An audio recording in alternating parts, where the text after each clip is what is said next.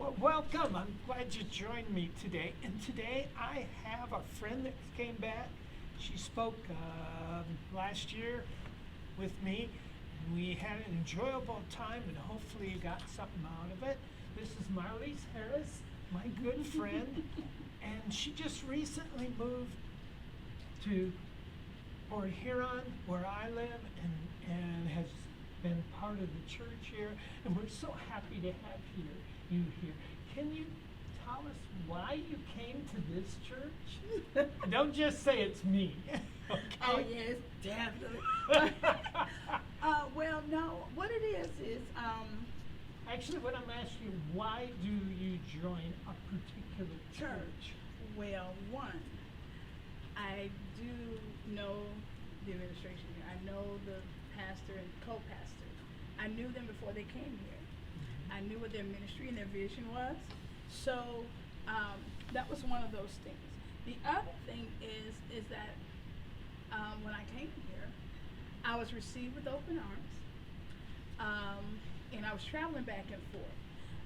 So I felt the love. I saw the diversity. I saw how people interacted. I even saw how the ministry was set up. And I liked it because there was so much opportunity. It wasn't just closed off where people sit in the pews and that's it, but they were engaged with the ministry. They had, and even people had other ministries that were being supported by the main ministry here. And so I really like that, and it gives you a time and a chance to grow. And so and outside of that, my ministerial training is another reason they promoted me to be under their leadership. Yeah. Is that the kind of thing you recommend anyone do? Go into a church, find out what's going on, learn a little bit about the leadership, and especially the pastor and assistant pastor and those people. Yes, I encourage anyone that's looking for something greater in their life to actually search out and evaluate the church. Interview them the same way you would interview for a job. But you go in looking with specific things that you know you're looking for, but also see what extras they have that they can pour into you, but also you can render to the ministry itself, because it's not just a receive. It's also good to be able to say, hey, where can I fit in that I can utilize my skills, my talents, my giftings? How can I help the ministry grow? Some of us out there don't have churches anymore, but we have been in churches and we have gifts, and that's an important thing, to be able to use your gift. But there's a crutch to all this going on here. And I have a feeling you would not have come to this church if we were not a Christ-based church. Correct. Okay. And that is fundamental. Yes. Right? That is true. Okay. I grew up in a holiness church. I came up learning about Jesus Christ, Yeshua HaMashiach. I came up learning about God and Yahweh. I grew up learning. So that was the path I was brought up in, and that was the path that I saw. Even though I kind of ventured out into other things, that was the path that was for me, that called me, that still was birthed in me and was coming out of me. So for me, because some people may have something else different, a different path, but for me, the body of Christ, the church, that's what I was looking for. And then in this time and age and this season, and of course we're going through the COVID, I was looking for a place that wasn't closed, where I could still fellowship person to person. And this is a church that walked on faith. I wanted some place that was faith-based and truly walked out what they read and they said they believed. Faith-based. Now you're getting to what was the most important here. And you said about a friendly church who loved everyone, accepted all. Mm-hmm. That's That's a unique church. It's a unique church. But, see, it's a God-based church. They respond to the scriptures. They live the scriptures. And that's what you're talking about here. Walking and living it. In unity with one another, caring about anyone who comes in, accepting them where they are, and encouraging them to become closer to God, and just getting together and sharing our love for Correct. God. Correct. And also with that, they're searching to get their lives right. To be able to embrace God, allow God to move through them.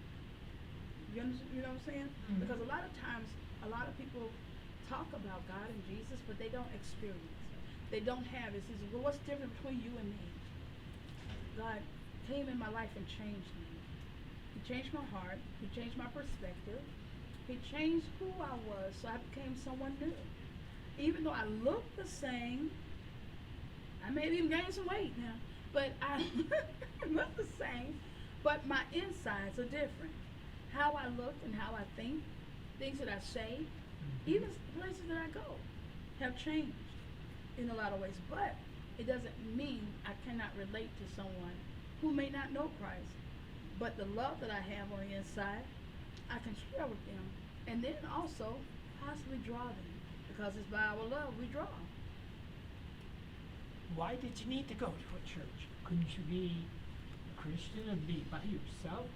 What's this thing about have to be in church? Well, now, I'm being, That's fine, you're good. I'm just asking. You're good. I know what my reasons for being in a church are, but Well, why can't you just be a Christian and not be in a church? Not be in a Maybe the church. church, you haven't found one that you like or that accepts you. well, I tell you, one reason is covering.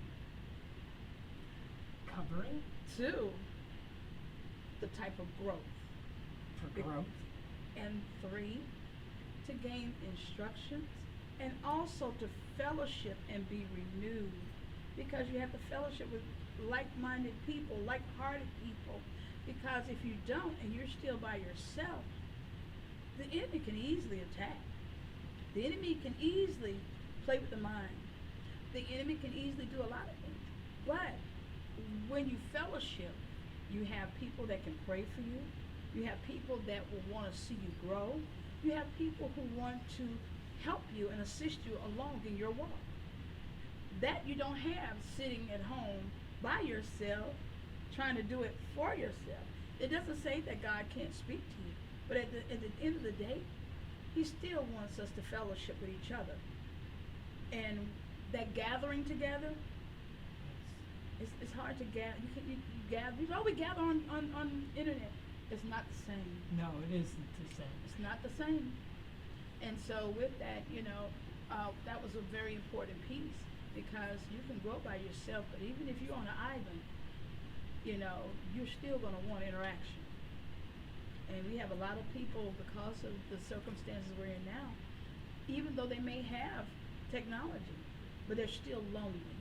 They still feel isolated. They feel all these feelings come about because they don't have the true human interaction and contact. They don't have someone that they can confide in, because a lot of times we can text a video, but it doesn't show or reveal the true emotions and connection with people. We usually go on what we have experienced previously, but to be able to have that experience, totally different.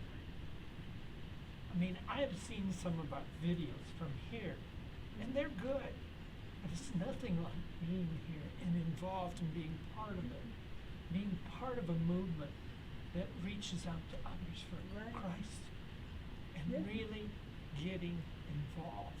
And you can't get involved when you're by yourself as such. Yeah, you can give money to certain things, can't you? Yeah. And yeah, you may have been hurt at a church in the past, but that's not Christ.